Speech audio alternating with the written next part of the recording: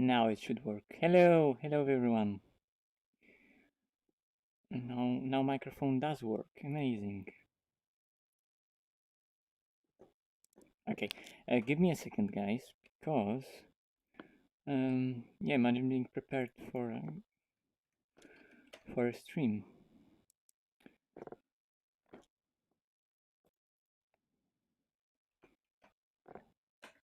Okay, and I'm also only gonna get stream apps on my screen in VR. There it is.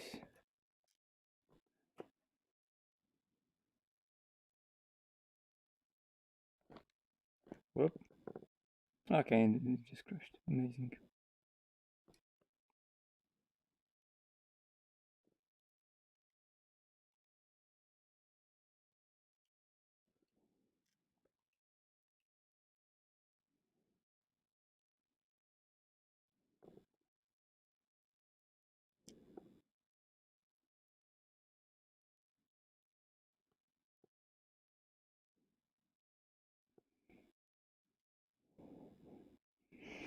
Okay.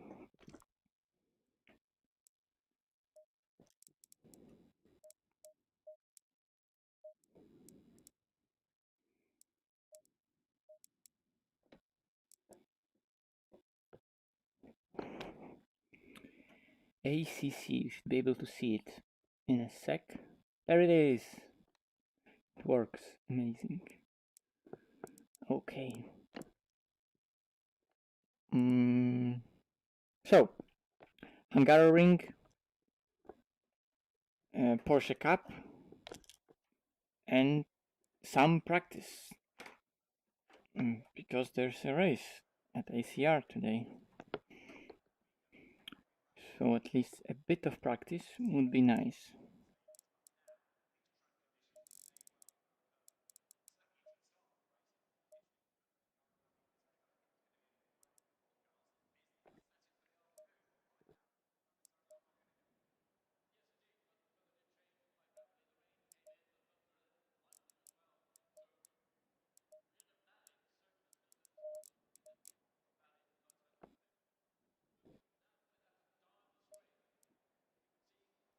So I'm gonna put it on live chat.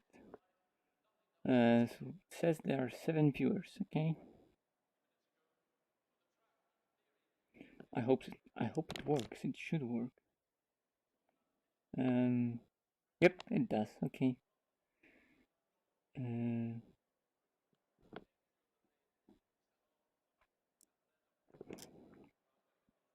Anyway, let's get driving. Is the steering working? No, it's not. Controls, wheel. Now it is. Perfect.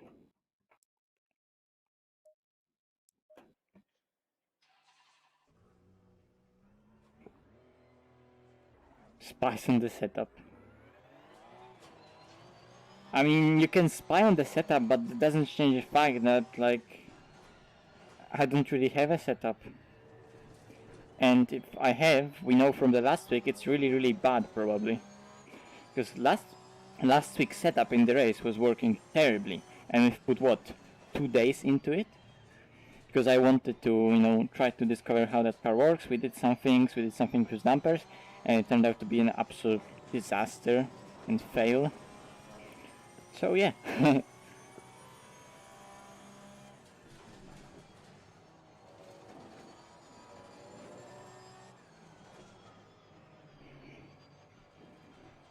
We'll see how it's gonna be this time.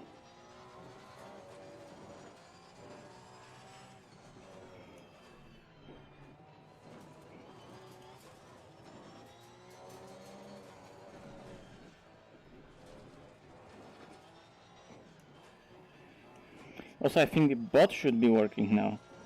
You can try typing in commands like !VR or what else is there? I don't think that much, but there is mark VR. There is mark gear, I think. Maybe there are only 2.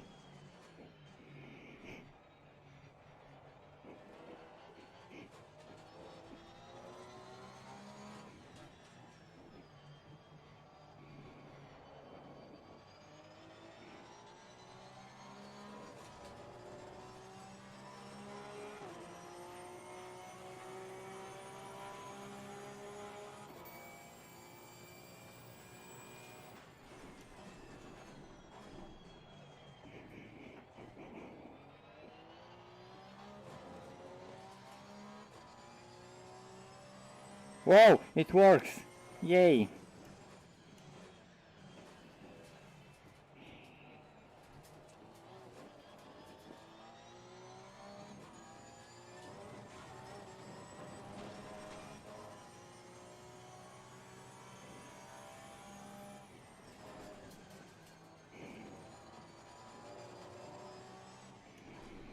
Now I just realized that those messages are so big that on my chat, like on my chat box here, I can't see shit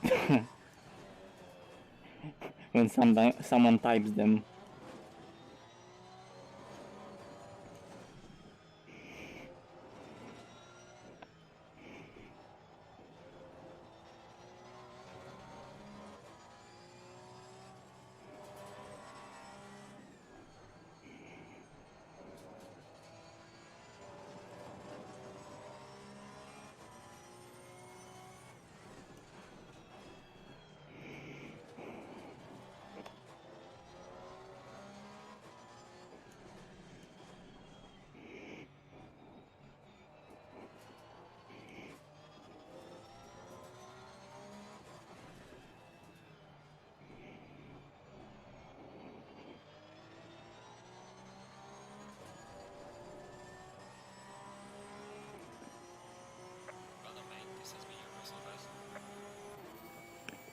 Yeah, I changed it to 360p in hope that it's gonna be maybe even more. I was testing that somewhere some time ago, and like I thought, like 360 should be better with the bitrate I have compared to 480. But I think I made a mistake by like the YouTube video was at 480 even though I was streaming at 360. So like the streaming quality was, so like the streaming bandwidth or like video quality in terms of resolution was the same, but it was streamed in 360. Like the input was 360, but the video stream was still 480. So it was, well, downside essentially. And now it's like 360, and I think it should be streamed at 360, right? So if you're saying that only 360 is available now, that means it's good. So yeah, after that stream, I'm gonna see how it looks like, and possibly 480p streams will become 360 streams, 360p streams.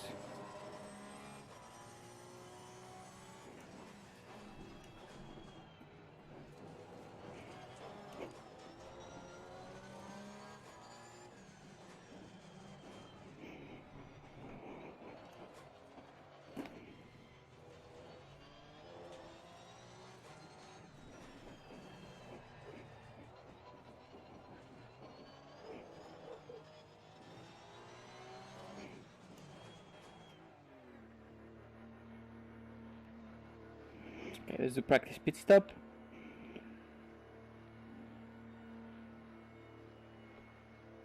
Now, look, because my internet is so slow, like currently I'm streaming, as you can see here, 500 kilobytes per second. That's the max upload out I can use. I mean, you know, people are streaming at like few thousands, and I'm running at 500. Because that's just how my upload is. That's like using absolutely max upload possible. So like this bitrate is too low to actually stream. Well, it turns out today that it's even too low to actually stream 480p. So if I turn it down to 360p, with this bitrate that I'm using, the quality of the image is actually better because it's using the same amount of data to create essentially lower pixel image, right?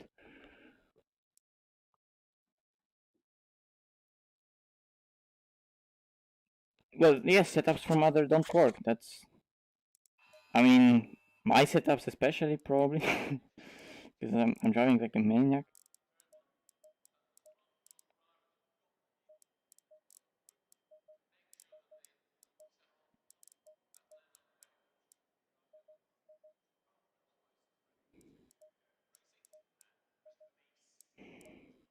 Mm-hmm.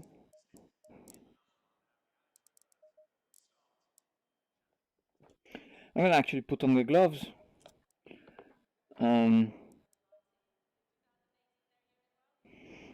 It's Polish internet. It's magic.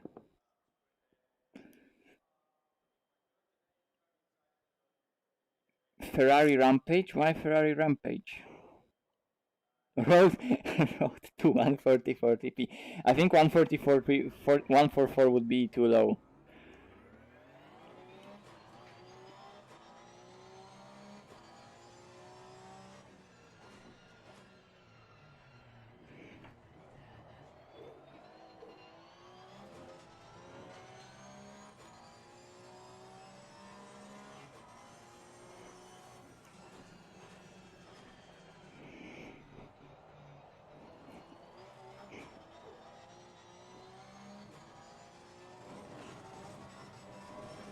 Okay, I think that's the bump that I don't want to hit actually. I want to go off it.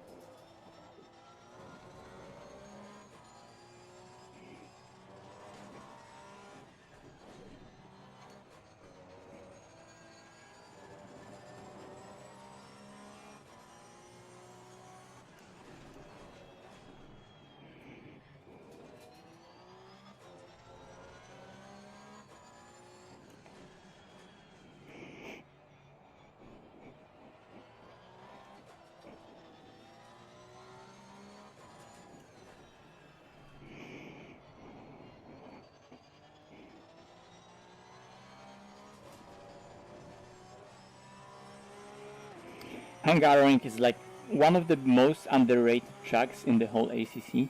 Hey! And the timer also worked. Amazing.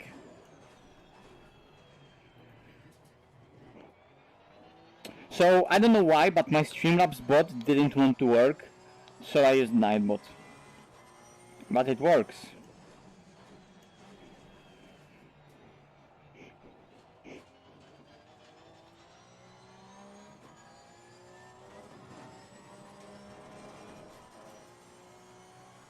Yeah, it is. And that was... Oh my god, that was a donation! And that's from Vency again. Thank you very much, Vency. What a legend. Good day to you as well.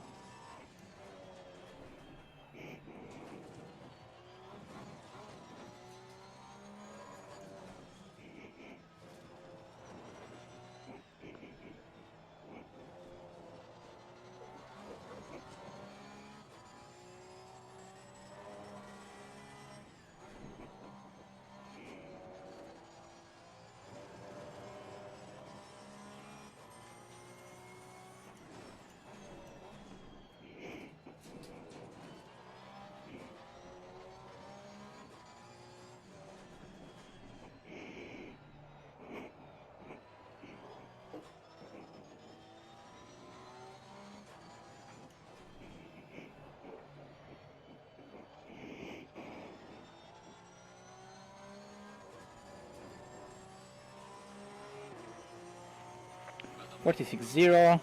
I guess I want to like find another half a second, if not more. It'd be cool.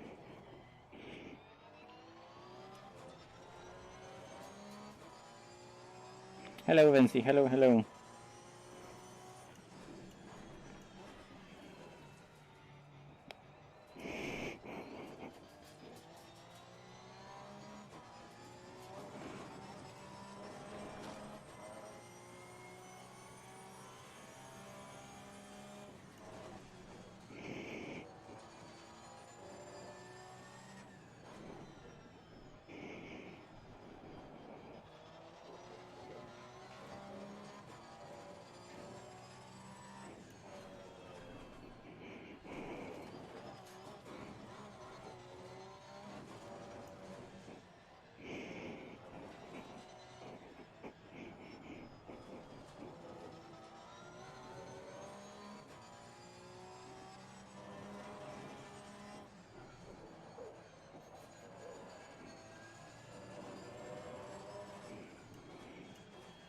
rear tires are gonna be begging for mercy the whole time. I'm gonna even open rear brake ducts even more. Why are they closed like that? Come on, guys. CDA, what are you guys doing?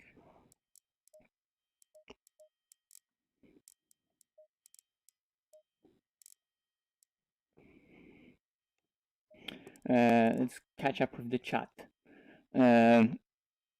Zero rear bumps to range. That's not my setup. That's CDA setup. And yeah, but I'm gonna make that actually higher because I don't know, maybe not this.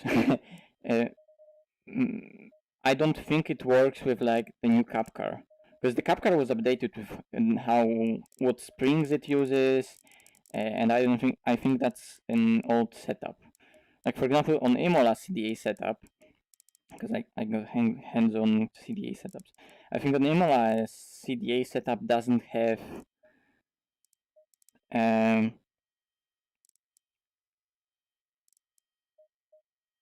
it doesn't use rear bump stops like that. Like on there, it wasn't using them at all. I mean, I don't know. Maybe it benefits from that. It definitely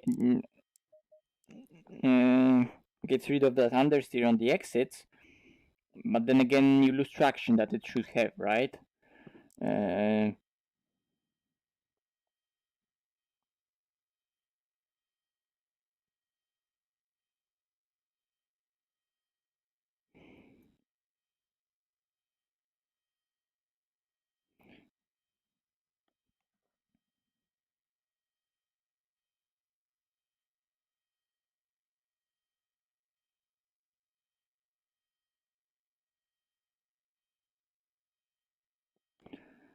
Well, mate, don't ask me about the setup. It's not even mine, but I usually also go for stiff rear RRB.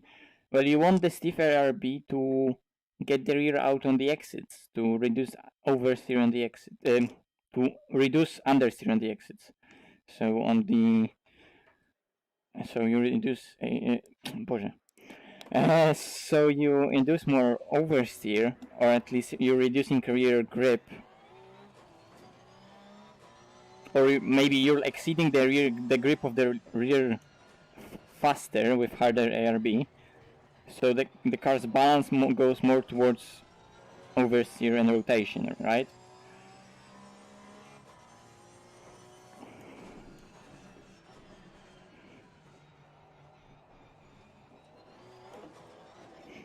Also, cars like Porsche, you would think that, oh, there's so much weight, it's so much oversteering, why would you use stiff rear suspension, ARBs, dampers? But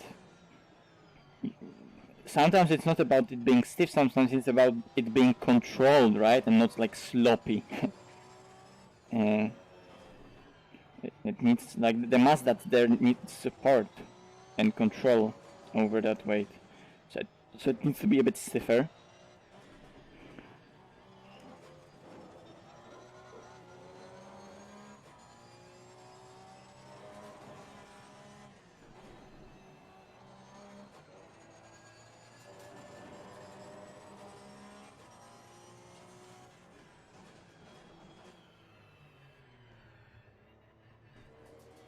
Yeah.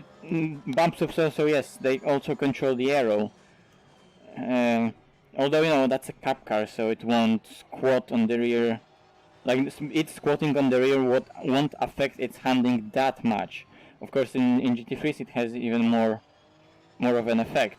So, for example, on Spa, it's common to see cars running low bump stops just a little bit. So the rear doesn't go into negative rec on some compressions. The same on buffers on the mountain section.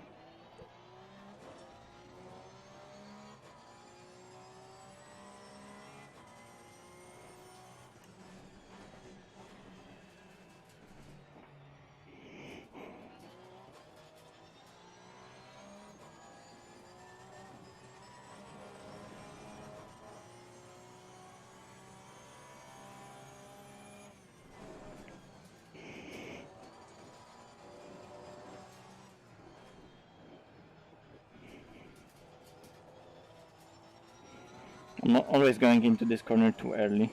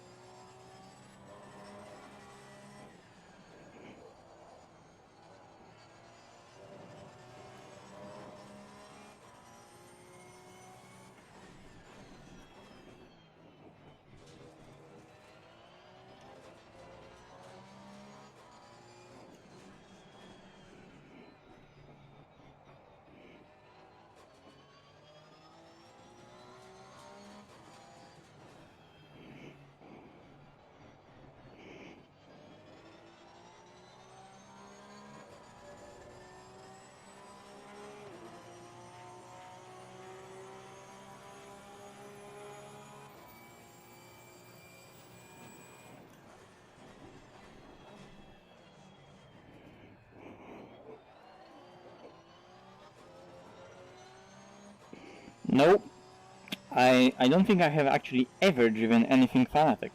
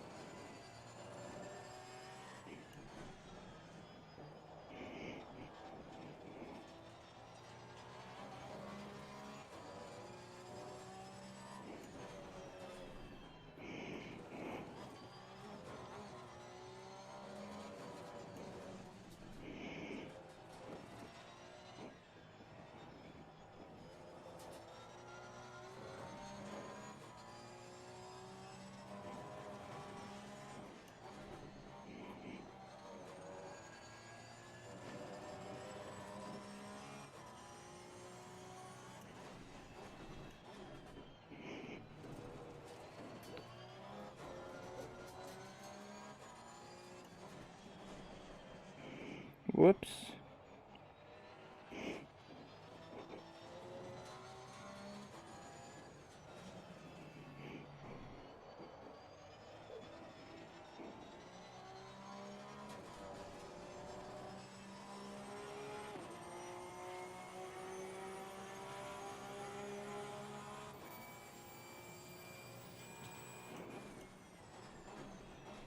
Why am I braking so late?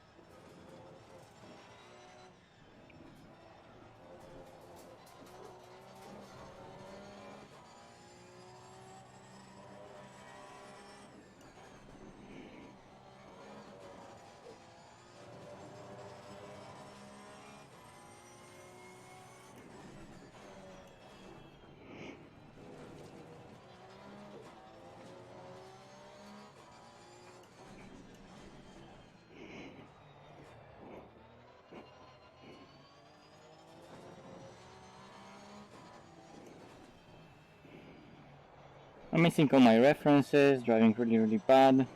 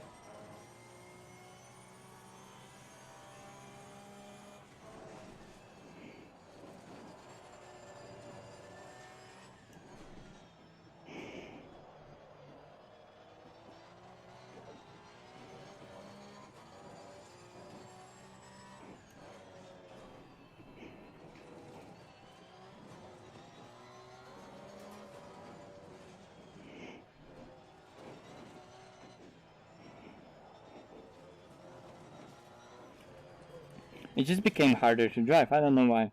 That's probably me.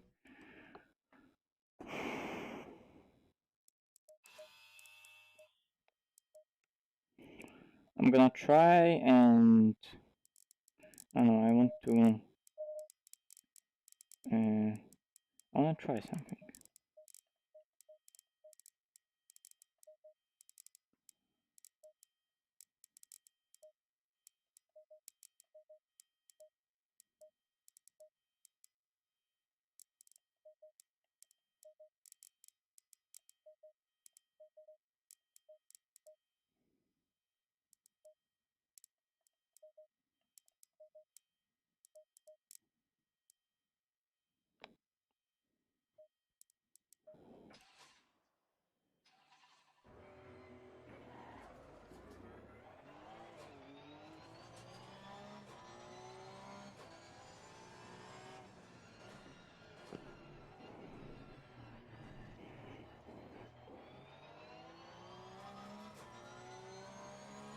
It's all in hands. Like, I want to tweak the setup, but oh my god, cold tires and cold brakes. But I'm tweaking setup because, like, I want to get a car to work in a specific window, or you know, I want to get connected with the car and then push and push and push, right? I'm not really looking for a setup to make the car faster. And I should also get more comfortable with the car first, but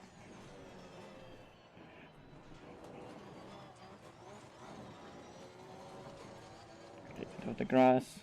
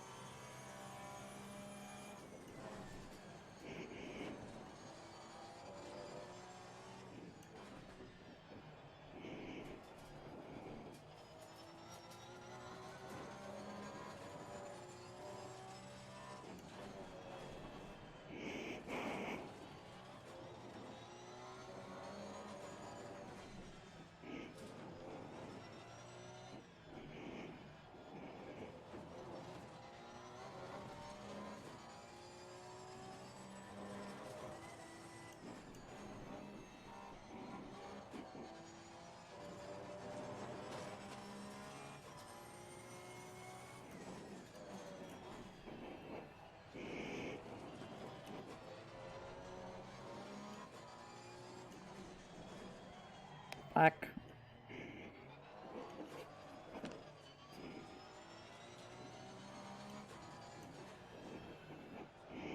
Slide on the exit was on purpose. Yeah, but there's so much more time in the car now, just because I can push it and I hit the limiter. That was personal best, just like that, with throwing away like 3/10, if not more, on that one hairpin. But there's so much more in the car. It's just that I need to get a setup that I can push. And like normally I would go for a setup that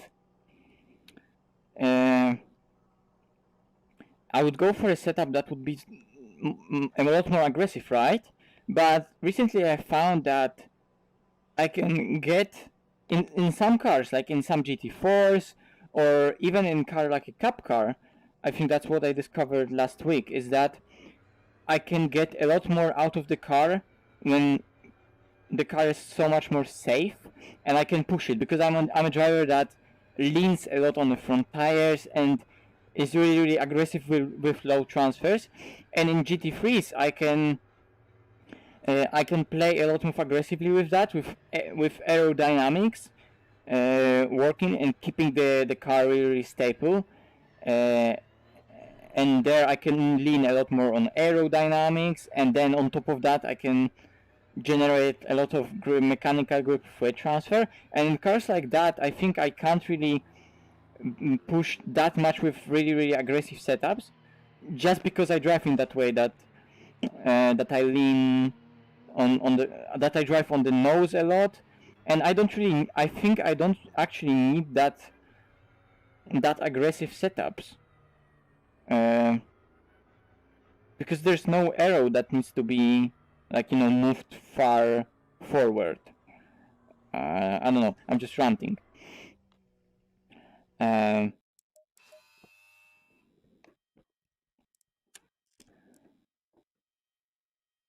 So yeah, for example, like right here, the car just worked. So let's build up on it. If I'm gonna check the lap times. There you go. In first sector, there's something definitely, but then in second sector and in last sector, there's definitely way more. And I know for a fact that there's so much more in the car.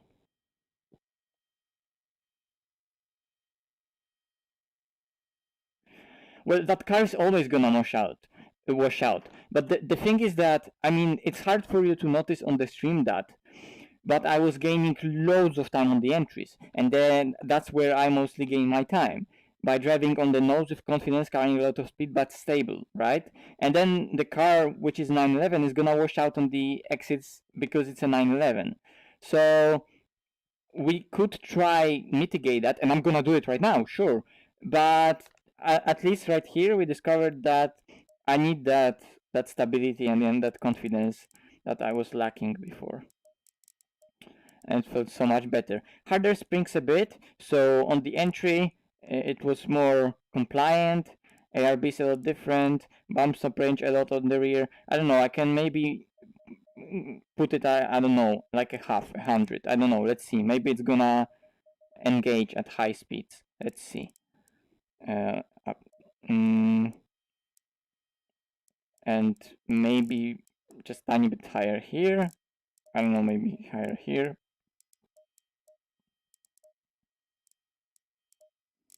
Let's just try. And maybe 2 liters less, because who needs that? But the tire temperature was nice. Just, get the car that's like that right now, and let's just try to push it, and then see. Not only for those 2 laps, I'm gonna try to now do maybe more laps and see, and try to spot like really a pattern of what's happening, get myself in the groove. Let's focus on the driving.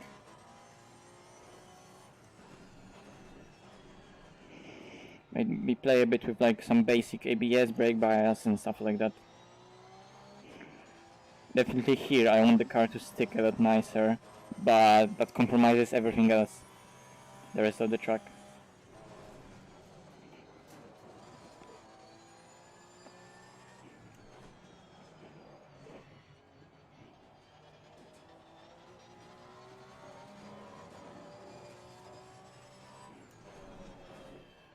Also, getting that chicane right is always crucial, because the second part you can almost straight line, but you need to do the first part in a way and settle down the car in the first part of the chicane in a way that allows you to cut that second chicane with precision and acceleration, and not ride curves like that stupidly.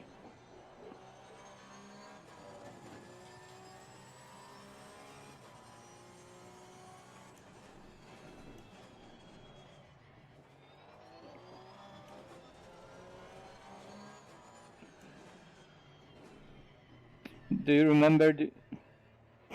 Głowa w monitorze!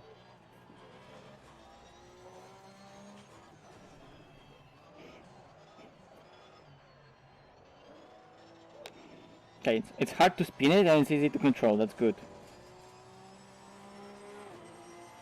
The rear tires are not up to pressure anyway.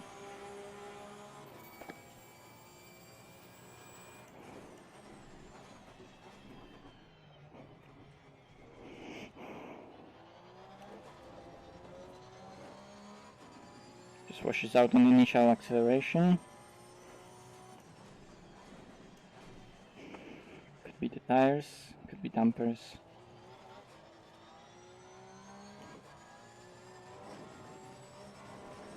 And that was driver. I just lost pressure, lol. What? Guys. I mean, pressure loss in ACC is nice, really nice feature. But sometimes it's so broken. Like, nothing happened to the car. It didn't jump, nothing happened. There was no sound, no movement. And I lost a pressure right here. On the rear, right here.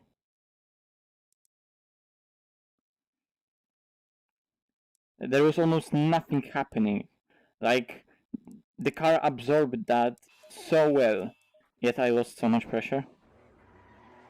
Why? And sometimes you can go through curbs, jumps.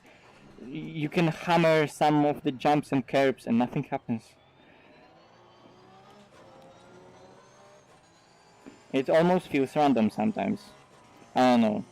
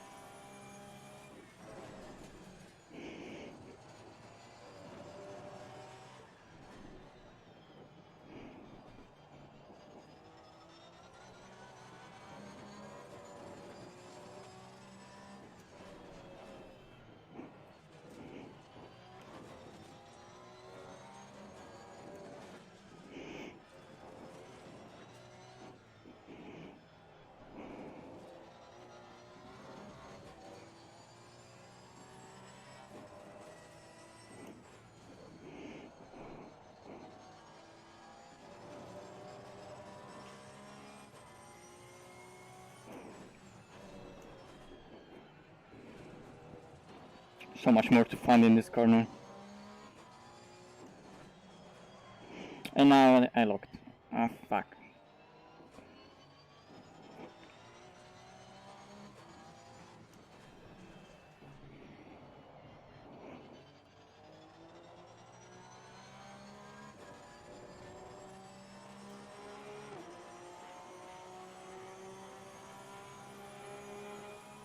Maybe I'm not focused enough.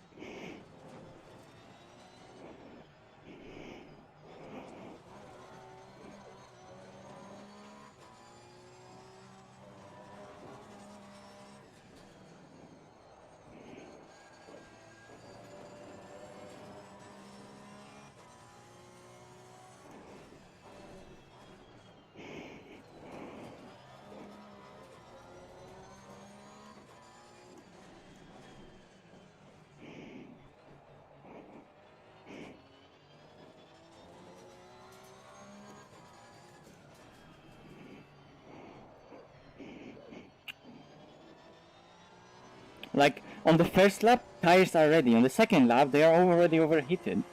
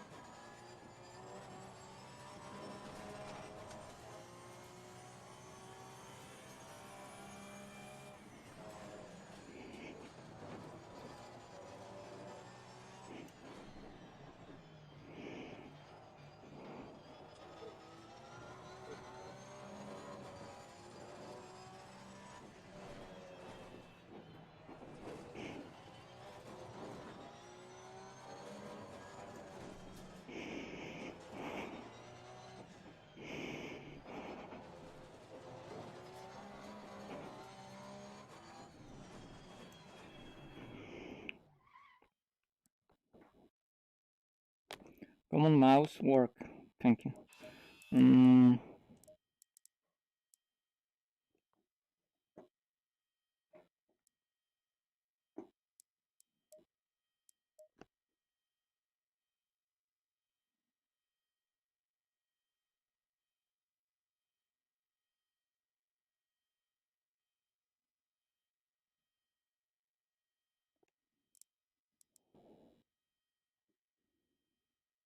I guess dampers could help. Come on, I mean, I changed entire setup, so of course the car is driving differently. I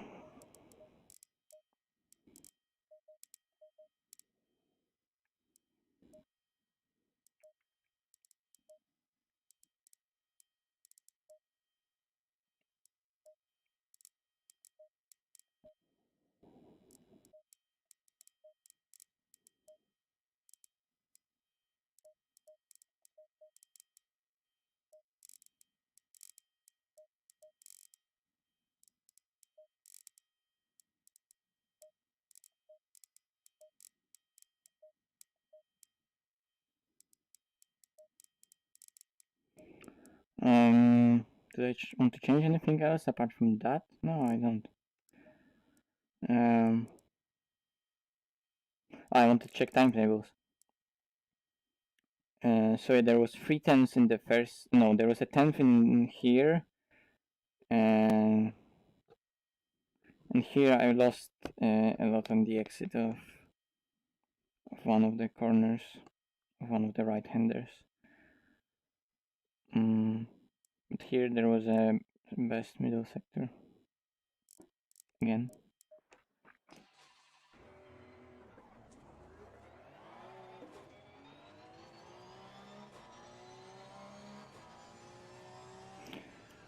Guys, it's a cup car, it's Hungaroring, and it's hot. Tires are gonna overheat no matter what. And that car isn't really too stiff.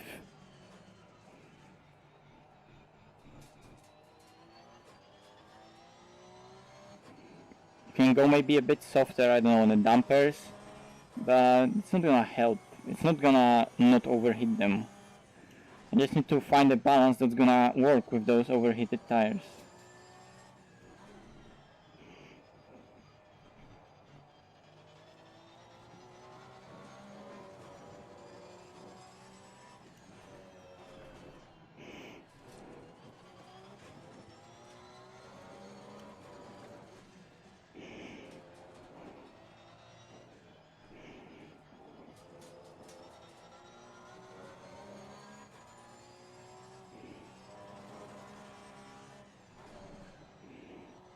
Again, too late into that corner.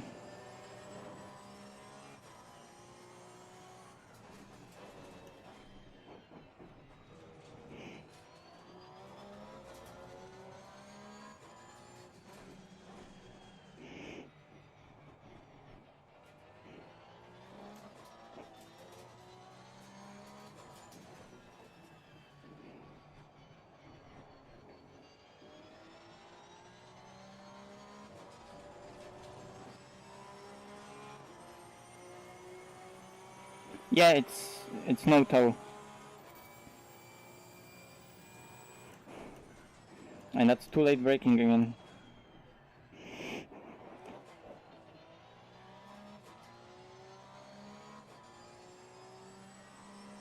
Blow on them, like on the phone. In those endurance races, if you know what I mean.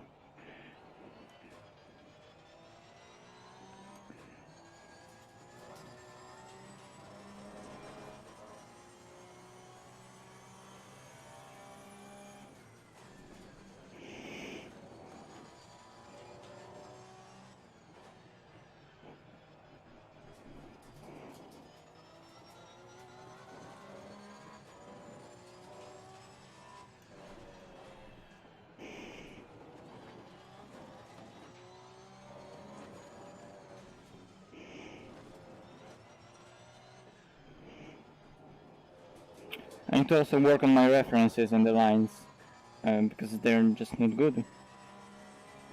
Like here I'm always turning in too late. For previous chicane, let's call it, I was always turning in too early.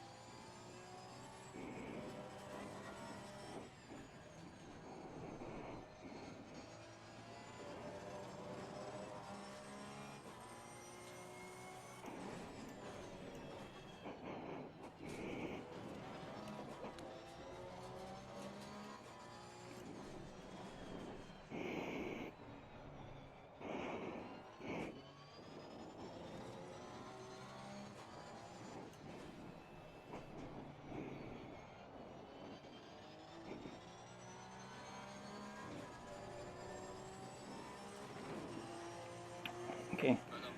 45.4. Like I said, it's there in the car. I'm gonna save the setup. Oh yeah, I need to stop to play. To click on pause. But yeah, there's something more in the second sector. Definitely the fast right hander that's at the end of second sector. There was definitely more. I don't know. Maybe going to third is better. I mean, there's always more. There was probably like a 10th in first sector, maybe a 10th in the last sector, maybe a 10th here. So I don't know. Let's try to get that time even lower. But that was decent. No, I'm not using RST. If I use any of that, I'm using Motec. But like I'm not using telemetry anyway that much, so like look, we are going for setup when we're using setup right now because I want the car to behave and to suit me, right? But I'm not really looking for speed setup wise. So I'm just well, how it's said in the video title, in the live stream title, I'm just doing random changes, and for now it seemed to work. I was gonna say that setup and I didn't. So Q 2634, 2634, 34. Save. Okay. What's the time, by the way? Is it 6 o'clock? Yes, it is.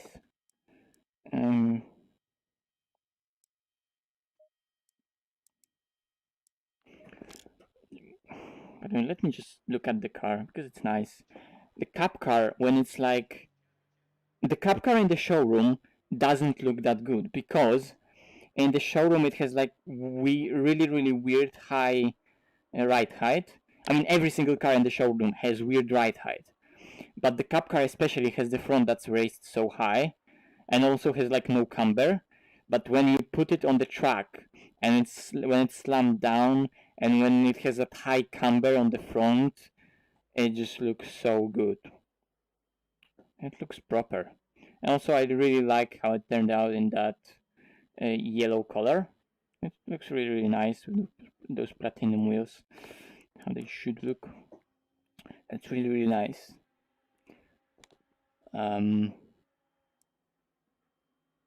Is the Motec on in that setup? Yes, there are 5 telemetry labs. Amazing, because I need them.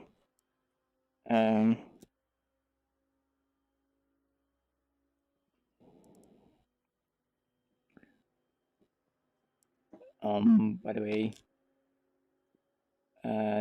desktop, sorry. And let's go into that Motec.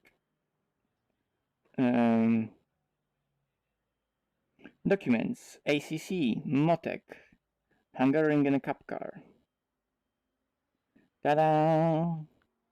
Amazing, and this lap. By the way, this compared to the previous lap I did, that was...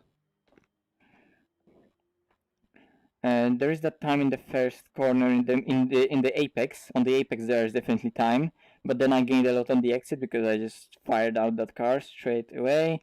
This corner there wasn't much, and this falling through corner I slid a lot. Like overall through those corners you can see it's like up down, but it's like a 10th on the entry, 10th on the exit, so it's always gonna go up down, but it's not like I'm losing gaining.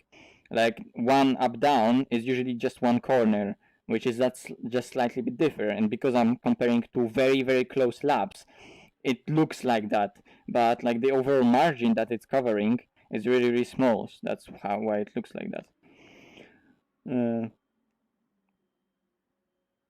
But yeah, like I said, here it just dropped, boom, and there was what? There was a 10th right there, like I told you. There's probably a 10th because I didn't have to wait. So there's a 10th. Like I said, there's definitely something here because that was just too much. And the rest was pretty decent. The rest was pretty decent apart from this drop that was right here and here. Again, it can be like ironed out a bit. But overall it was nice.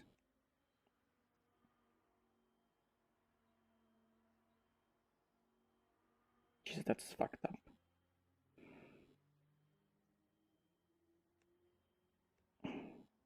Here as well, that was quite a dip right here. Although I gained again on the exit a lot. I mean, a lot. Like, it went half a tenth down, it went half a tenth up. Anyway, I was here for suspension histograms, right? Yes. And they're like so. So, yeah, like I thought on the front we could use more rebound.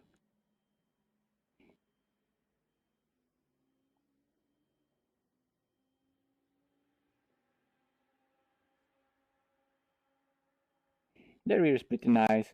I mean, you know, those are CDA setups from different suspension, so like they're gonna be pretty good and doesn't need to be perfect anyway. So I was just interested how it's gonna look, rather than looking for anything particular. So by the way, that can I turn that off, please? Never mind.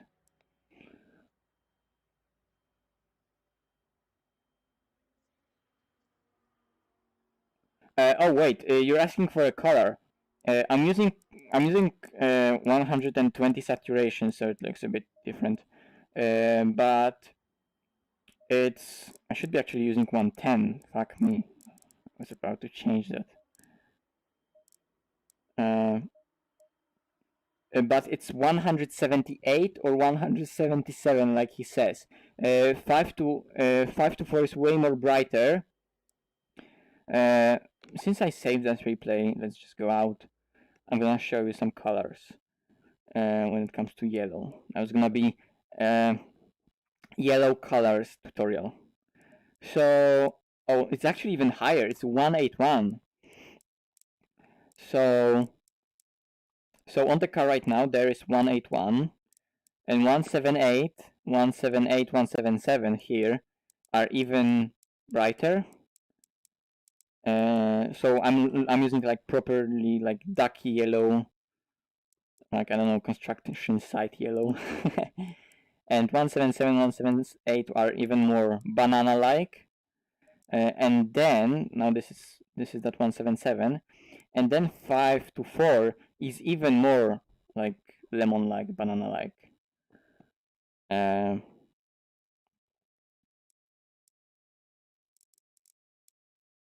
I guess like 177 is more like lemon-like, more like banana-like, and like this is more like lemon-like, I guess. But the car itself is 181. At least this particular one. For example, the one that I'm using it ACR for GT3. Nope, not this one, not this one. Also not this one, this one. This is 177. Am I right? Yes, I'm right. And actually this one. A bit different details. The black part isn't black. That's like really like sea green, like green/blue, but really dark and satin metallic. And I think it just works really well with yellow. But it's also like not black, and it works really well. And for AOR, I'm trying to make like a baby blue one, which also looks really nice.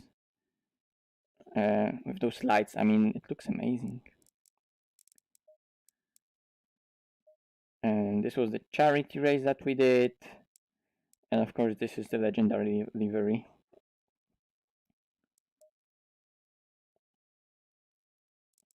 And anyway, let's go back to the cup car, start another session.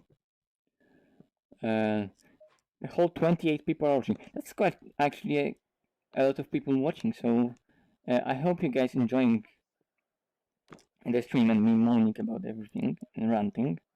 And let's load that setup that I was using, and let's do even more laps.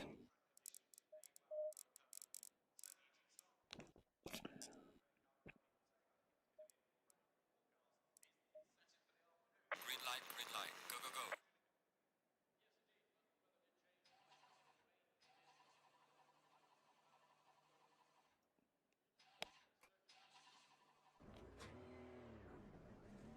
Yeah, combining yellow with light colors, it's really difficult. Exactly.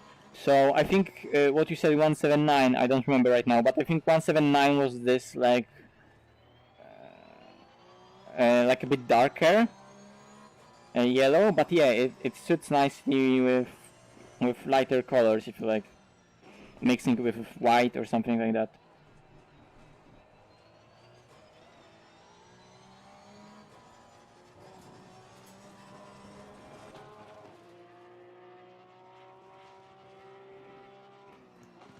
But in showroom it always looks a tiny bit different than it was in the that it is in the game.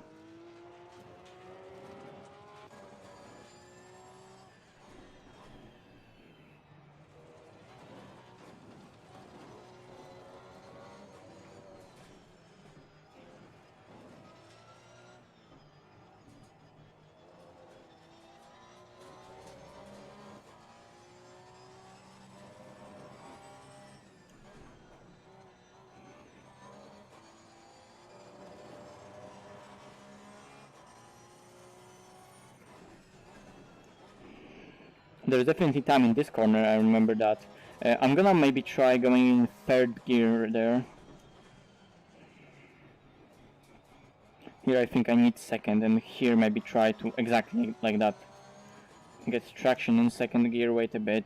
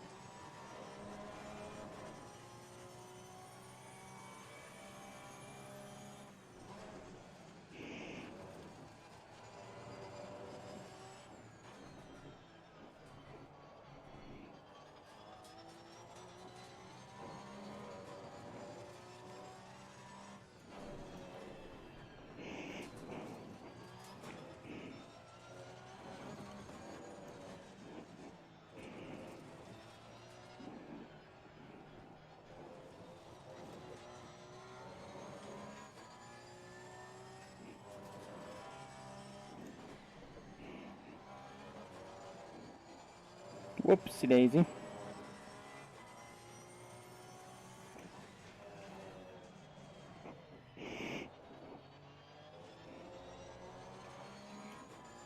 Nope.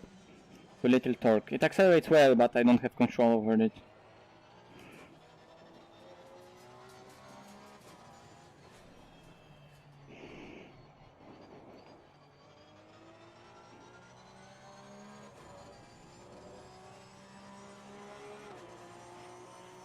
.45 straight away, although I cut corners.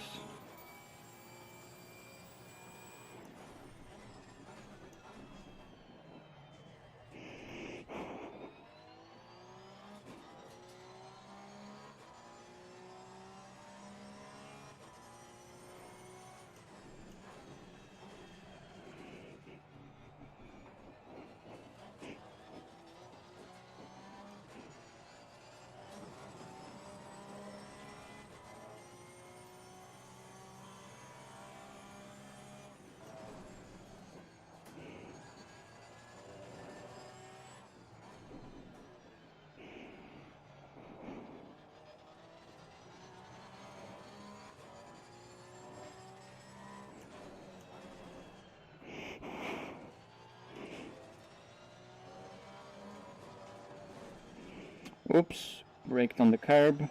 Shouldn't do that. Again, too early here. But at least it settled down.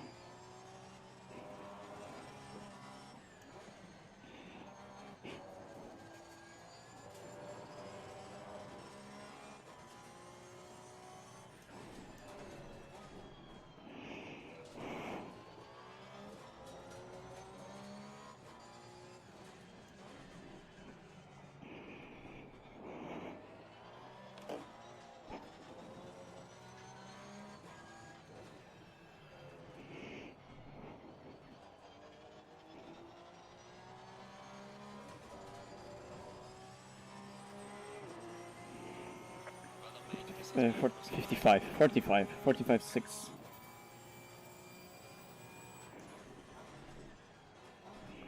A bit too late, trail brake pin it to the apex. But lost so much on the apex. Even though delta is on 0.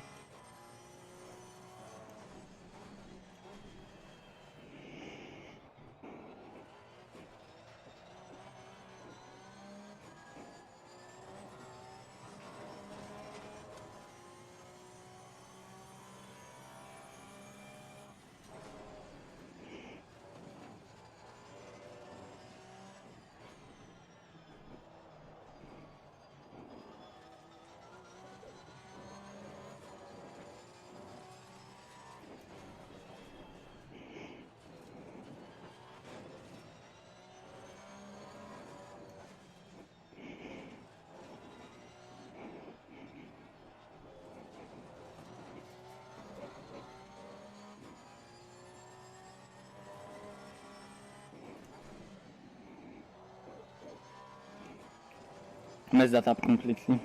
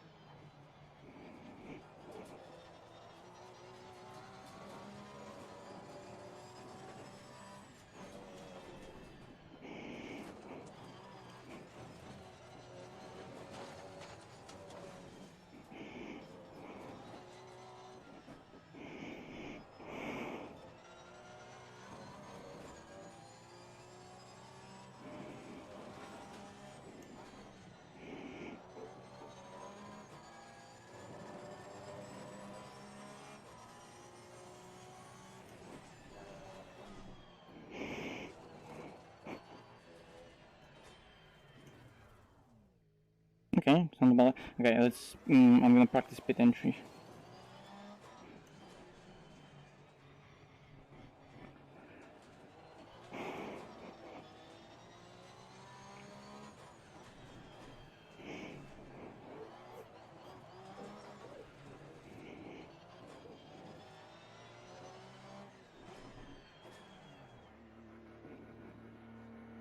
Okay, I'm gonna practice pit stop as well. Just turn that off.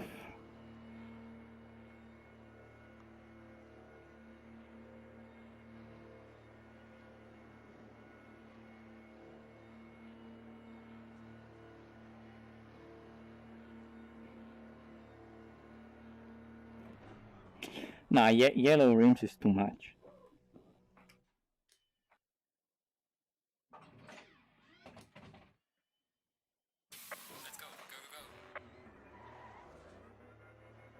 Oh yeah, forgot to turn off the speed limiter. Yeah. By the way, fuel consumption. Amazing, my all laps were invalidated. But yeah, there is 10th in the middle, 10th in the first one. Just like I thought. I mean, there is that 45-4. And there's that probably 10th, 10th, 10th, and then it can be, I don't know, realistically 45-2. I mean, considering the temperatures, 44s are definitely there for the car, and like 23, 20, with 20 air, definitely. Too slow, drive faster. I'm trying. It's not that simple. It's not that simple.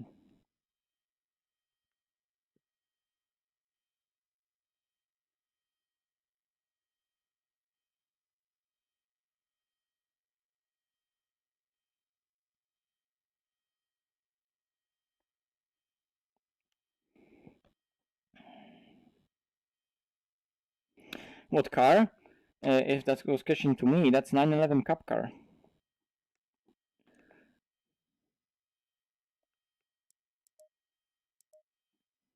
Well, I don't know. Let's do more laps. Yeah, fuel. I was gonna calculate the fuel. So let's see.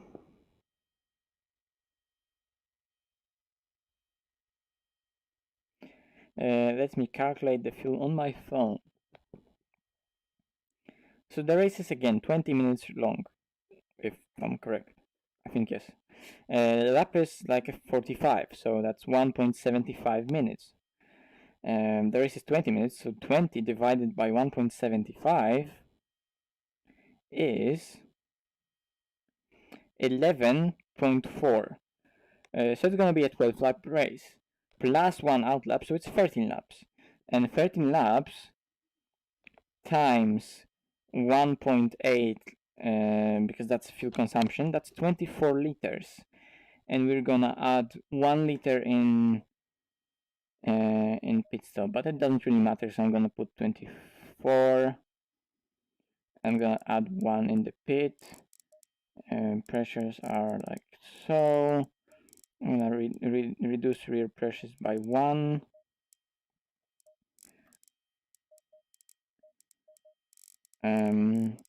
And just drive, don't just drive.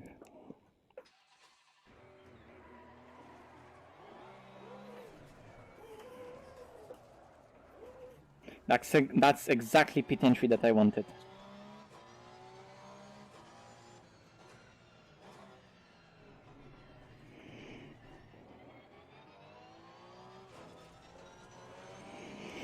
Come on, let's focus. Let's do some proper laps.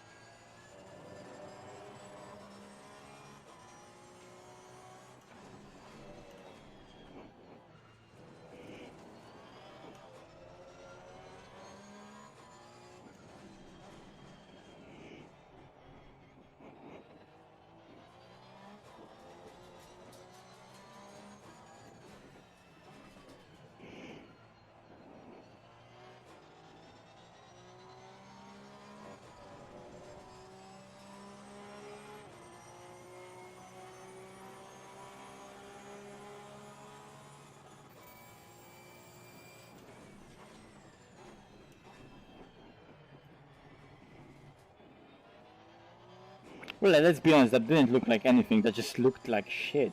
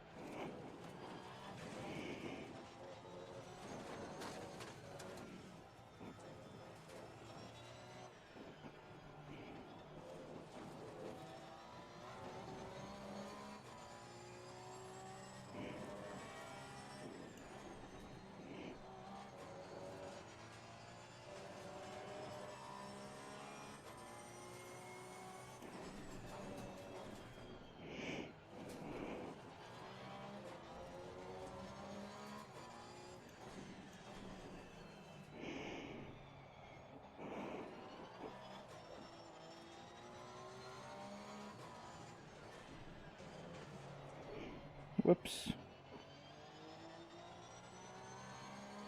Okay, there was a 10th in the last sector.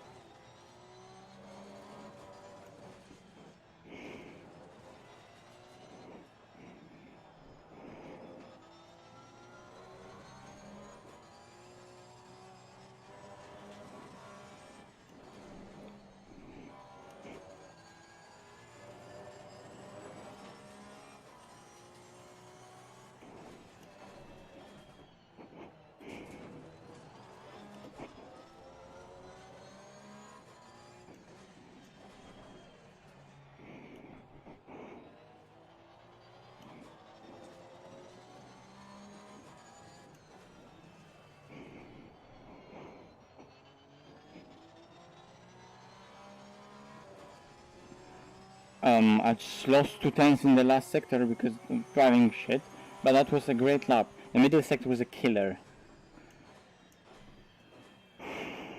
And pushes are good.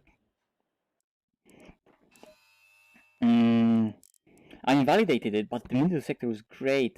It was 38.5. And the first sector was not bad at all. And in the last sector, I know, I think we did 29, I did 29.4 in the last sector once. So there are definitely those 2 tenths here, exactly. And that was 45.2 potentially. So that was a great lap. I also wanted to, the rebound, the result of that. Oh no, I just want to see how it's gonna react. If I do this.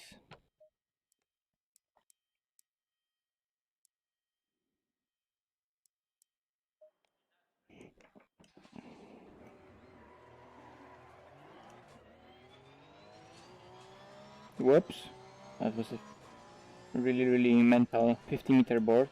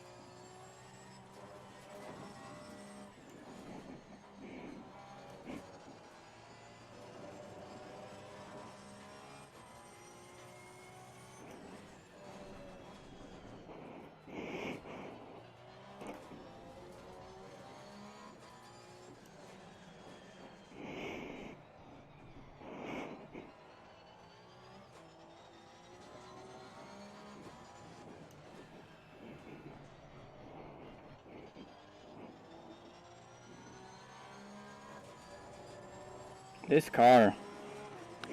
Nice. I need to save that because that was personal fastest lap, and that was a really fast lap. That was a 45.2. Hell yeah. Oh, hello Ata.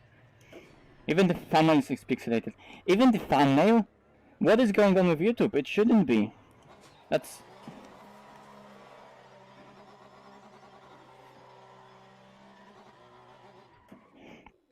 Anyway, I'm saving this. Even though it has wrong pressures, I'm gonna save this.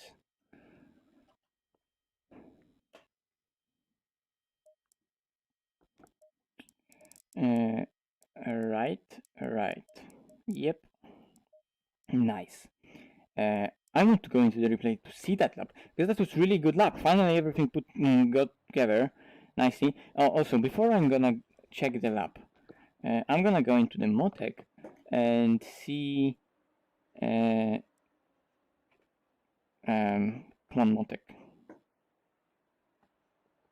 And see the dampers. I just want to see, like, because it made car do work better, so I want to see...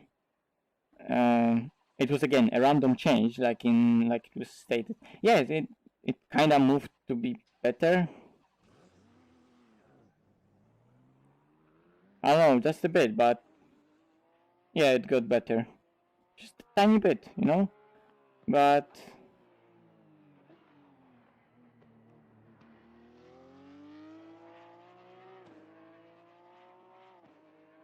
yeah, then I don't know. I mean, it was better, so close. Just wanted to know. Oops. Nope. Now we're gonna see it better. There it is. Okay. Chat.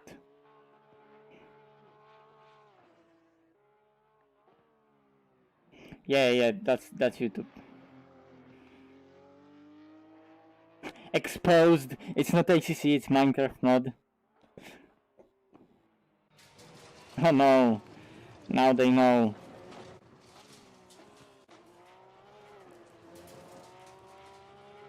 I think it was also the first flying lap of the run. So yeah, I'm gonna...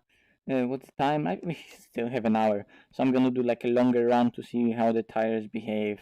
Just for fun, you know? It's like this series of live streams, let's call it, like the Tuesday live streams. Like I'm not really doing any like special practice for the league with the cup car, because like it's really fun and chilled out league. It's just that it's a car that I really like driving, and I'm really liking exploring that car and that car's potential, so random setup changes, seeing what does what, sometimes jumping into Motec, which I do really rarely. Like last week when we went into the Motec to check out dampers, and even not only dampers, that was like literally the first time ever in my lifetime I have ever used Motec to check anything setup related, even check anything setup related. So I usually don't do that, but I really like that cup car, and I really want to get my head around it and see how I can get it to work better. Okay, the chat. Oh my god, why are you... why? Like, why? Why would you even do that?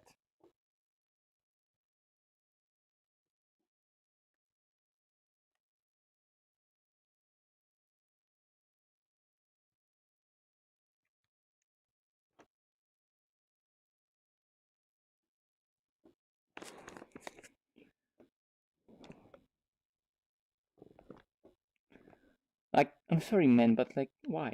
Just why? Oh, I also need to finally do emotes. I think I'm gonna do emotes for both YouTube and for Discord. So there's gonna be a why emote. There's gonna be disappointment and pain. Maybe I should like do a sound effect so I can play them whenever I feel like it. On the stream. Why? how does it look like in the headset? Well, to really know how does it look like in the headset, you would have to wear the headset to really know. Like, it looks nice, it's 3D, and I can move my head around. And it's a 3D space that's projected in front of me. And it's really, really cool and immersive. How does it look like? Well, you would have to have VR and check it out for yourself. Also, for different people, VR is gonna look differently, because different IPD adjustments that for some work, for some don't. I don't know. Your eyes can cope well with a screen that's right in front of your eye. Some people just don't cope well with that. Some people need to adjust to VR, like to get comfortable with it, to really appreciate it. Some don't have issues with VR, so it looks nice and I like it. But what looks nice for me, and also what is my like threshold of something being nice, is also could be also something that for others is looking absolutely trash, which I think actually may be a case, because like I don't have many expectations in terms of graphic quality. Like, I want a game to run smoothly and nicely, of course, but like I don't care if like shadows aren't the best, or reflections aren't the best, or level of details of some things aren't the best, or textures are just a tiny bit lower quality. I don't care. I've been playing on low quality. I've been gaming on low quality for a really, really long time. So almost like I have never even had a PC that was able to run games on like high quality settings. I was always playing with shit resolution and shit settings. And then when I bought that laptop, which is now capable of running even VR, like I haven't really played on single screen, so I jumped into VR, and I switched into VR. So like I went from running really, really shit graphics on single screen to the same shit graphics just in VR. Uh,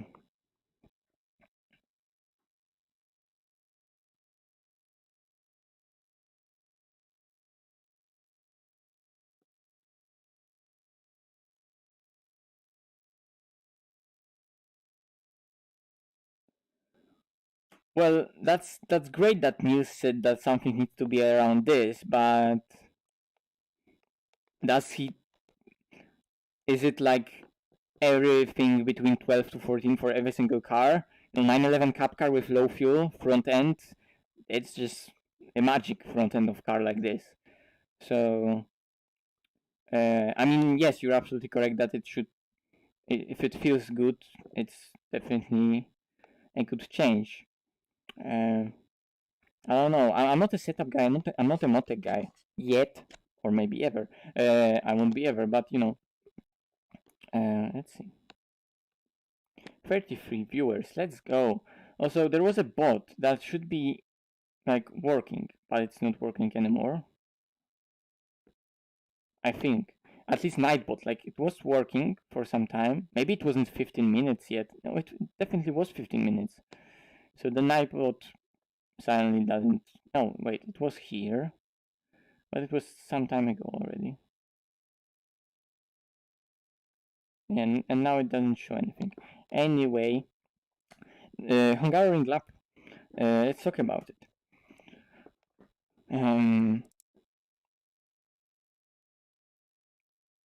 And that was lap 10. So the entry into the lap, the second part of the second part of the corner, we can use it, of last corner, we can use it for preparing the exit onto the flying lap. Also, the curb here is not really. I just noticed that it's so funny looking curb. Look at it. It's so weird because it doesn't climb up. It like goes down and then there's an edge, but you can't really feel that edge when you're driving over it. It's interesting. And it's definitely like, no, you definitely can't feel it when you're going off the curb. That's interesting. I have never noticed that that curb is actually so weird looking and so different to everything else that we're used to seeing. Anyway, that curb, you can just drive over it. Car doesn't care.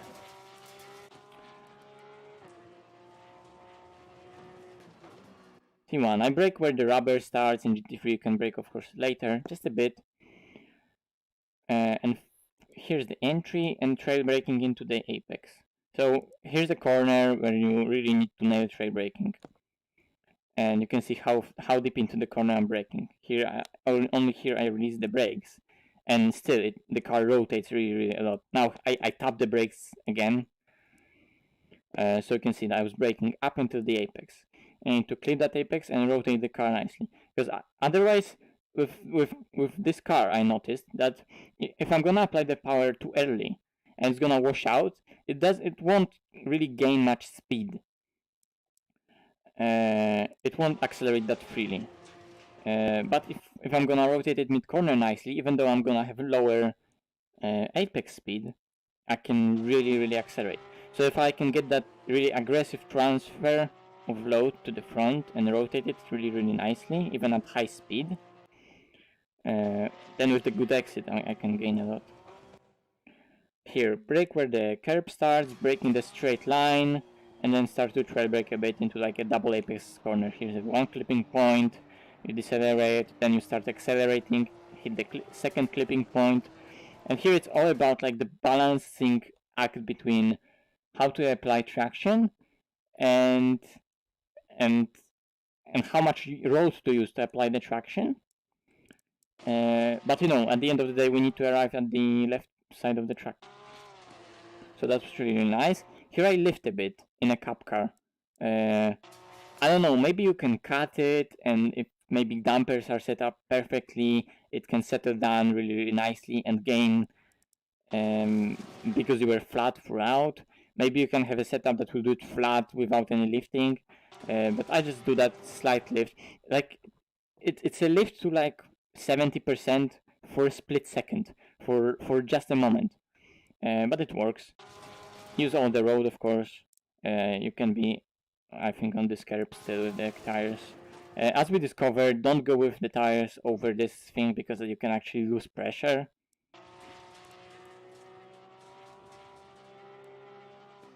This corner, all about stability here. So you can turn in early because then you can use all of that curb here. But you need to also stabilize it when you're gonna go into that apex, because here the front can like grip up, and then it's gonna here, while not being really able to settle down, the rear can snap right here, because like you're going over that crest. And of course use as much road as possible. So I don't think the green part is within track limits. I don't remember, but if you're gonna keep your left-hand side tires on this, it's gonna be good. But it's all about, again, like balancing act between how much speed you can carry into the corner, but then making sure that you're gonna arrive at an apex with a car that you can, you know, release the steering towards the outside, so it won't snap. So you're reducing that load that's being put on the rear tires. That are taking all the beating and keeping the rear in check in such corner. Again, I don't know. This corner is a mystery to me because you would like to go to the outside as far as possible, but a lot of the times, sometimes there's not enough time to transition into the left side of the road, and maybe sometimes there's also too little time to actually, you know, put a car on the correct line and do everything on the entry correctly to go for a correct line that even starts from the outside. So now I did a couple of laps and I didn't even feel like I had to go to the outside that much. And maybe it's also a thing where the grip is, you know, the whole corner goes up the hill, it's cambered a bit, so maybe, I don't know, maybe on the inside here there is camber, maybe on the outside right there outside tire just go out of camber for that split second on the outside, when just on the entry phase, and then they don't bite so much, and then they go in and the whole car is unbalanced because everything was like misaligned in time, like both the entry phase and then how the tires grip up, how you manage the grip of the tires and how they grip up naturally. And then it's all about, here you can actually like coast really deep into the corner, because again it was like with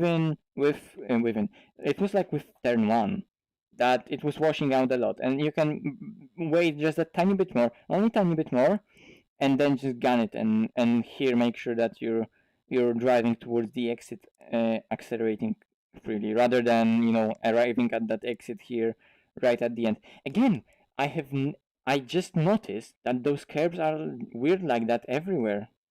Look, here is the same with that kind of curb. Interesting.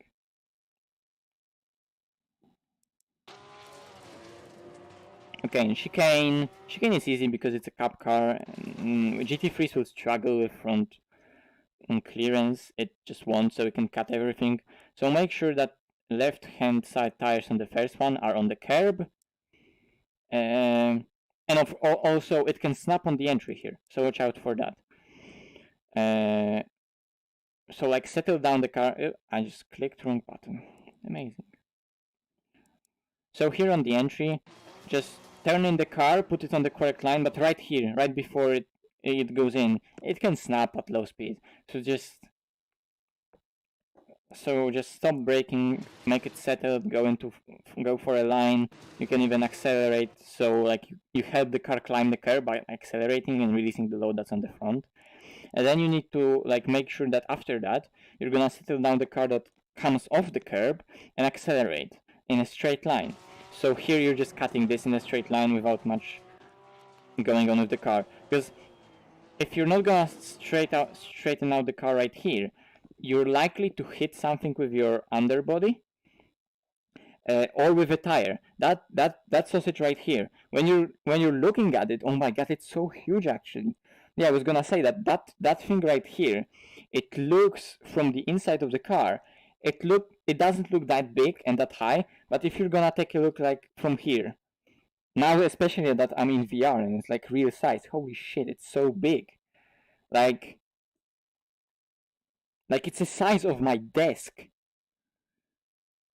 So anyway, as you can see, you need to like go straight through that, so you have that literally in the middle of your car and in the middle of the tires, and just go straight through it. So, and also you need to go straight through it because there's likelihood of you touching it with one of the wheels. I mean, it's just gonna happen. So if you're gonna do it straight, at least that little jump or front being unsettled is gonna be predictable. And if not, then something can happen with the car. Only one side will jump up, and also there's gonna be probably load on that side. So reaction force is gonna be even bigger. And of course use all the exit. Here, that's something also important. You saw once I broke on the curb and it snapped.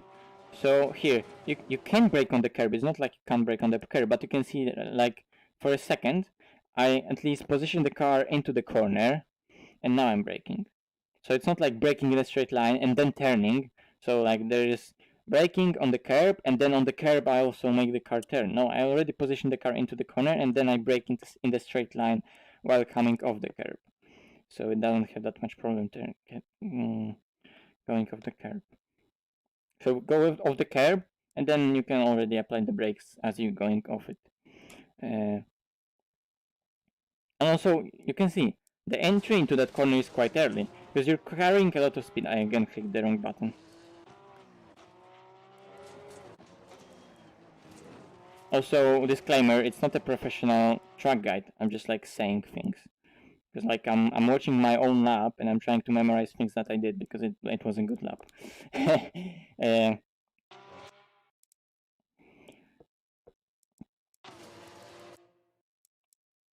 Also, look how early I commit into the line, into the corner. Here I already brake, and that's a trail braking I do from here.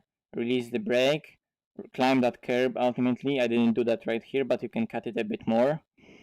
But that will load up the outside a lot, and the car will want to rotate, so you need to control that rotation. But you can carry loads of speed through the corner, and there was coasting throughout it, and only here now I accelerate hard just before braking. Just for a split second, there is that moment. If you carry really a lot of speed through that corner, there won't be even a need for acceleration.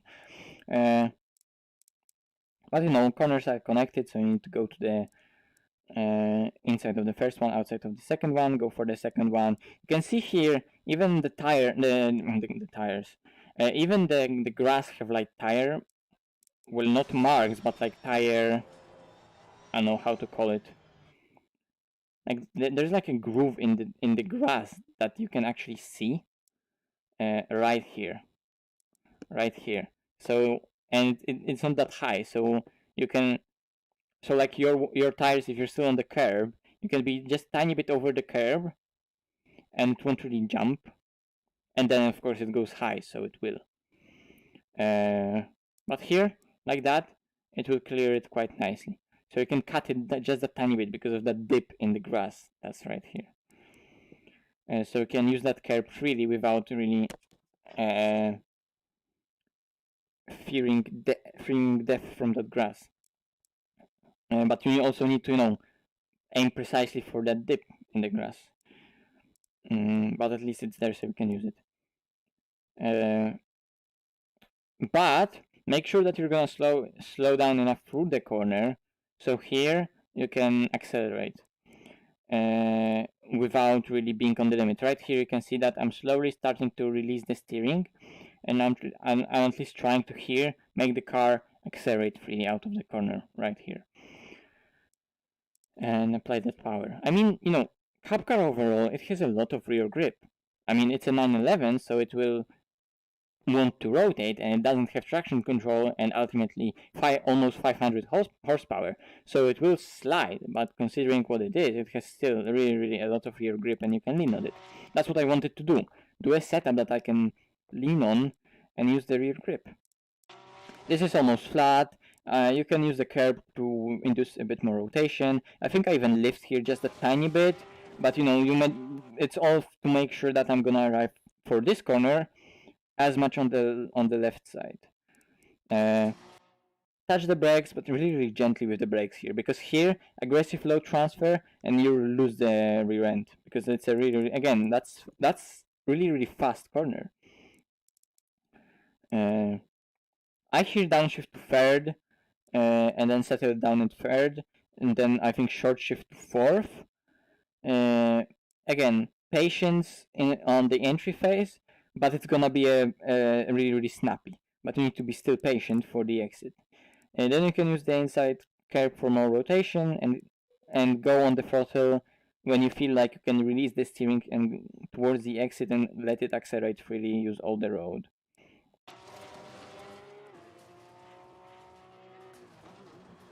Here, carry a lot of speed into the corner, trail brake deep into the corner, then climb this thing, apply the throttle early, release the steering also early, and here, allow the car to accelerate towards the outside and use all the road. And you can see how here, it struggled a bit for traction. It will struggle for traction because it's coming off that curb. I don't know if it's down here or something, or there's always like some undulations. So it's gonna struggle. And use all the road. You can see that my inside tires needs to be on that red and white curb, but you know, considering how much curb I can use, I can really extend the corner, and here go on the throttle really early, and here use all the road. And those two are like V-shaped corners, but they're like really like it's like a really mild V-shape, and not really apparent, but it's there. So first clipping point that I missed, slowing down, second clipping point, accelerating from the middle of the corner. Again, first clipping point, decelerating, minimum speed, accelerating, second clipping point, and accelerating towards the outside. Also, you don't really see that on the outside, but here there will be a lot of rotation in the middle of the corner and when you go on the throttle. But you know, that's a 911, that rotation comes from the rear, you need to use it. And here it's gonna be the same. There is gonna be a rotation on the entry, but then you need to carry that rotation right here, mid-corner, right? And you can see how it's rotating. And then when I go on the throttle, it immediately goes, the rear goes over the limit, and I can even rotate it a bit on the throttle, right? So if I keep the rear of the car on the limit, I have options, right? Because the rear is on the limit. And so then I can either go over that limit, or I can stay below that limit by being smooth and waiting, right? But I have options. Plus, I'm ultimately on the limit, so I'm using all the tire that I have. Wow, that was interesting. That was also pretty bad and boring.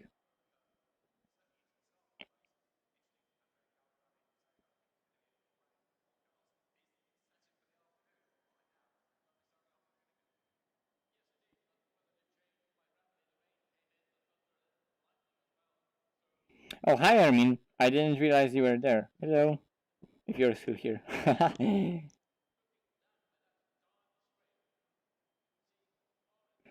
It is for normal people.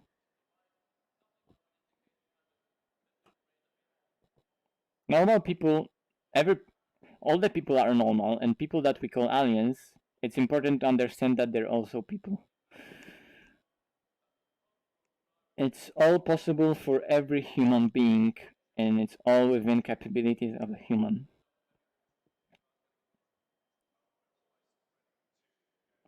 So that was 45-2, this lap, with race fuel.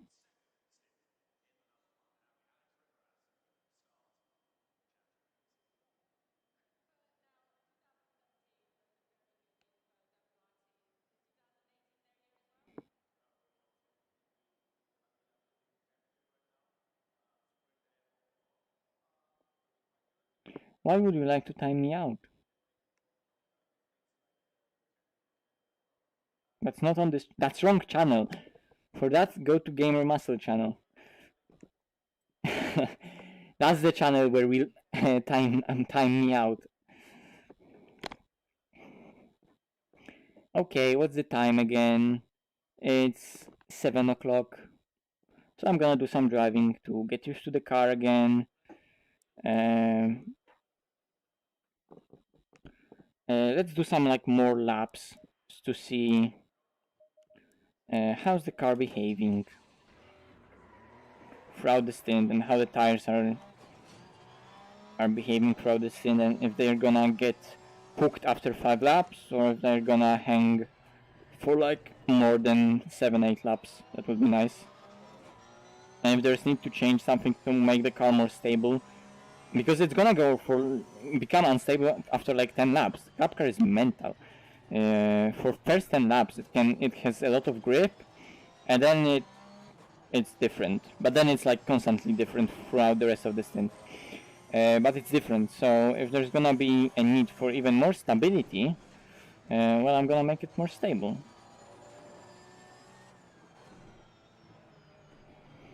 Ooh, mate. I don't know why, I got a bit sleepy watching my own lap.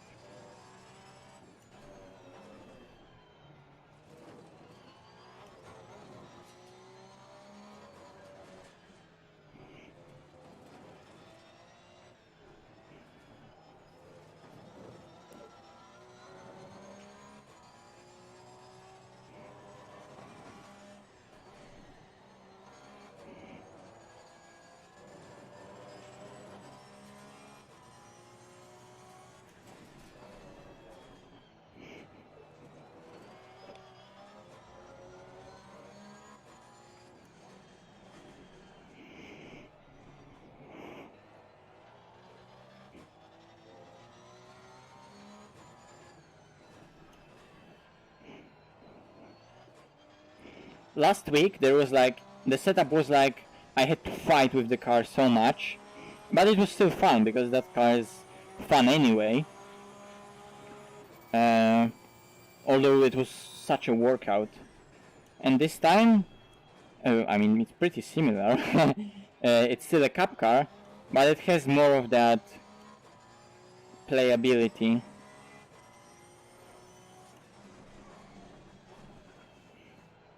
That was really aggressive with the brakes.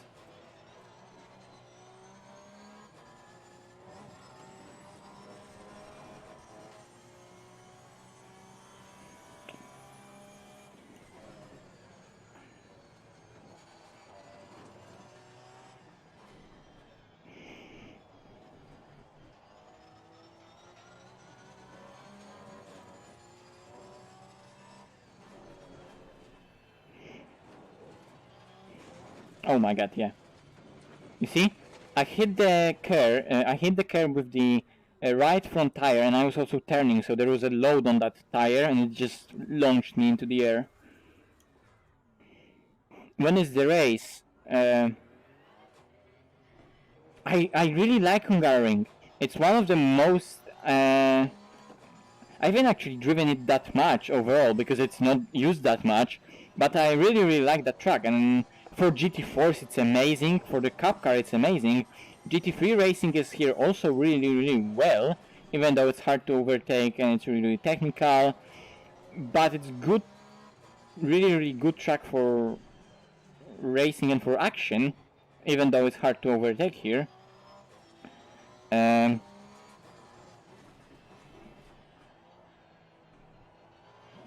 But you know, in like F1, it's not only hard to overtake, it's also super hard to follow and just get any kind of racing. In this, it's gonna be hard to overtake, but at least you're gonna be racing, right? And there's gonna be action, and at least two drivers putting pressure on each other and fighting. So there's gonna be racing in this kind of sense. And it's really just fun to drive and technical and difficult, but full of different corners.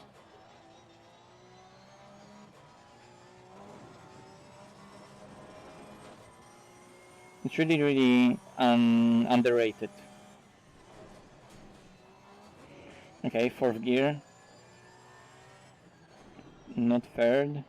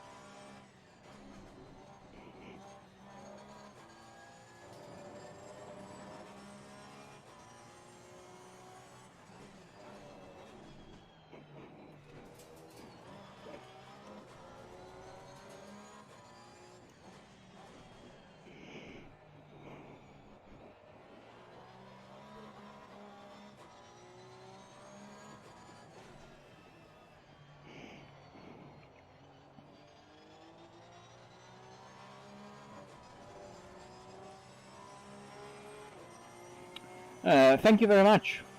The race is gonna be streamed. I'm not gonna stream the race, but Jardy is streaming the race, and of course the race is also streamed on Actual Vision's Twitch channel, because that's his league.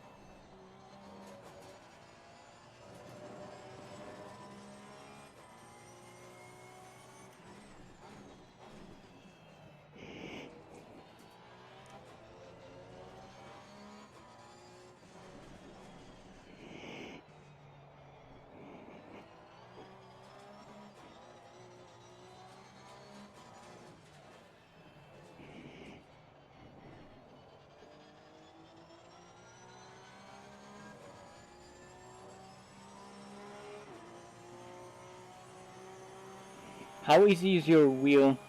What? I mean, it's a wheel, you just turn it. Well, it depends. If there's load on the front tires, it's harder to turn. If there's no resistance, it's not that hard to turn. But like, I don't have, like, I'm not struggling to turn it.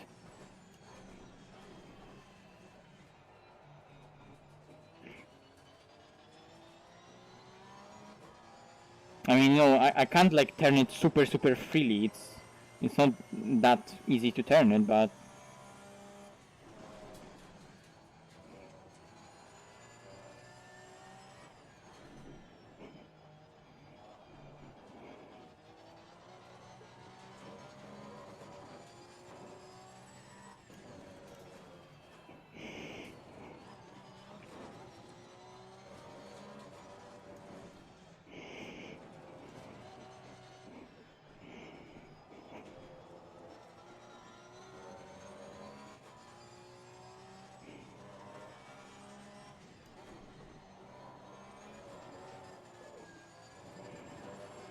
that's not the corner to initiate oversteer.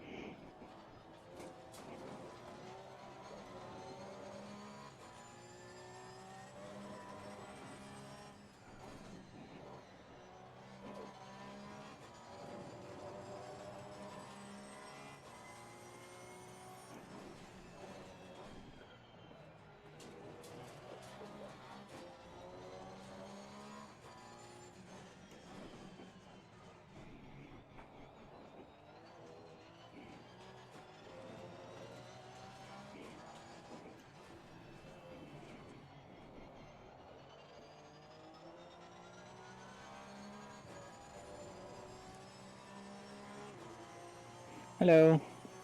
Light or heavy? I don't know. I don't know how to answer that question for you. I mean, there's force feedback, so force feedback itself is quite heavy, and like I like it that way. But the wheel itself isn't hard to turn.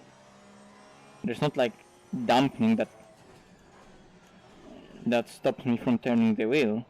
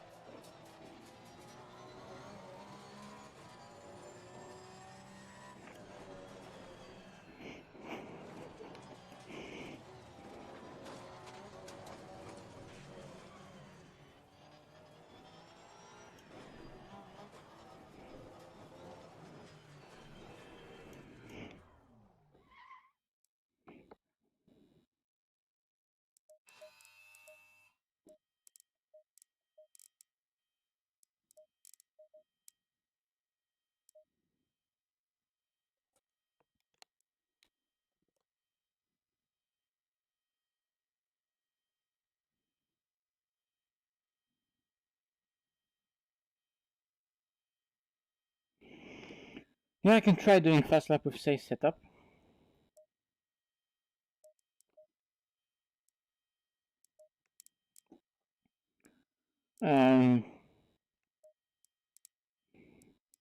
Just let me correct the pressures.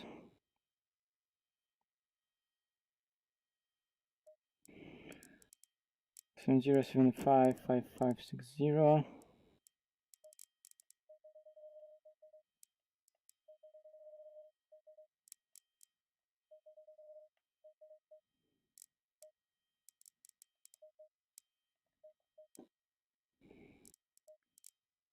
Okay, I'm gonna of course go down with fuel.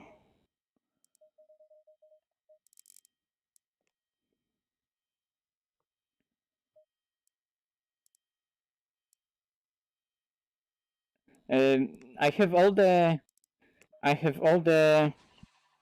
force feedback settings that I use are in the video. Actually, you can type !FFB and there should be a bot that will give you a link to that video. It's a good moment to test if that bot works. So type in !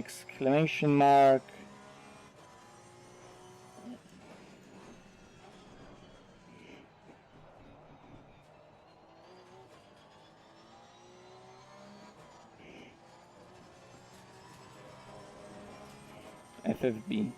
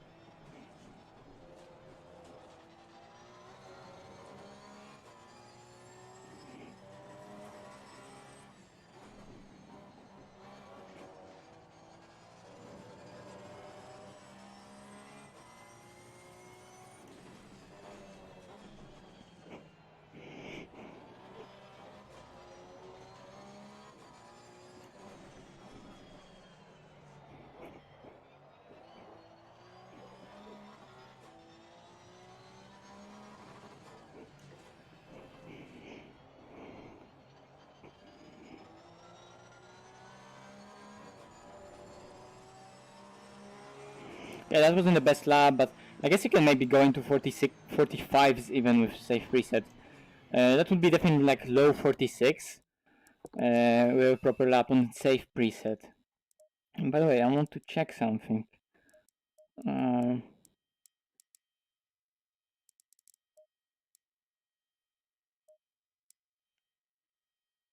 Okay. Mm.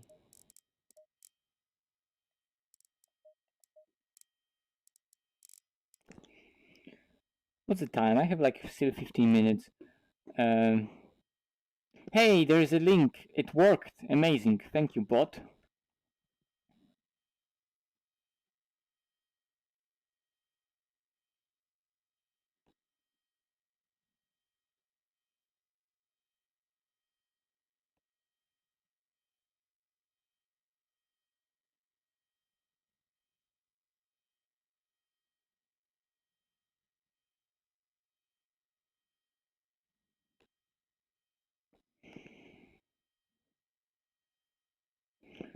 Also, you know, conditions will vary for the lap time, so you could definitely do a 45 with safe presets easily in like lower temperatures. It's quite hot now. 26, 34. Mm.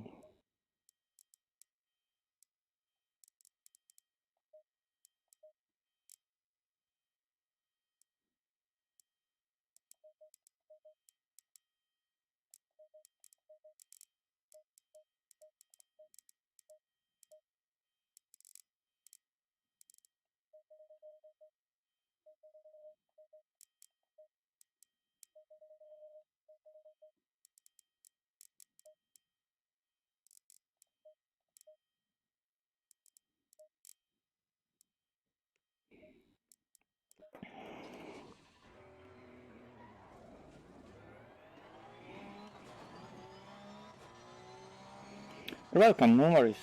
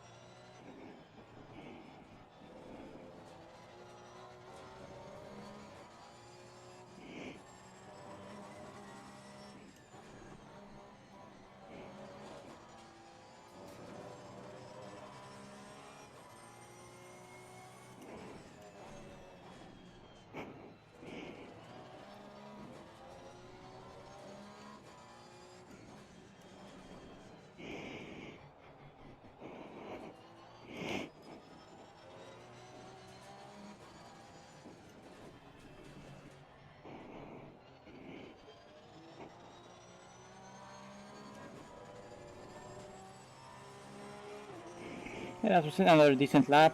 Most of that was lost in first sector, if not all.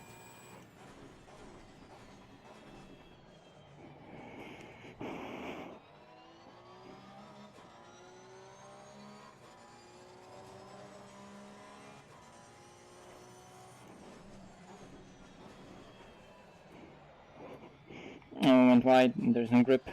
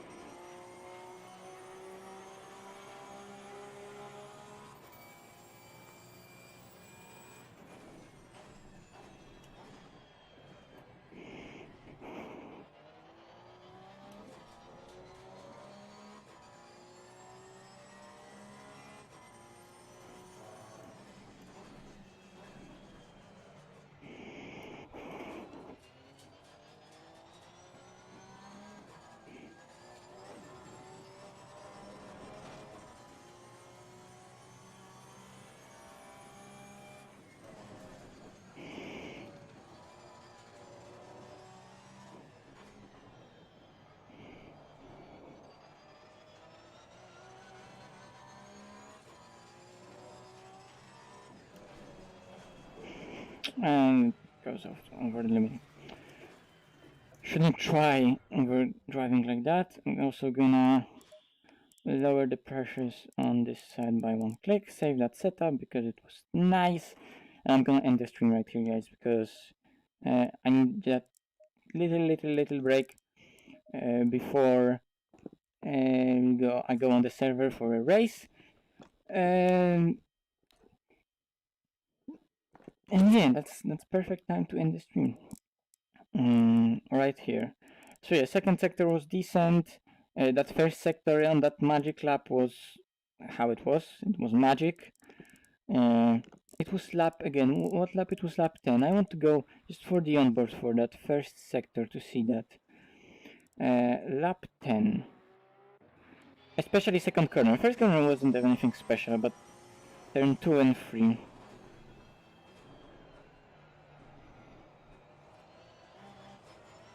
Okay. Makes sense. That was a lot better than I was doing that on those laps. On those recent laps. Okay, but anyway. That's it.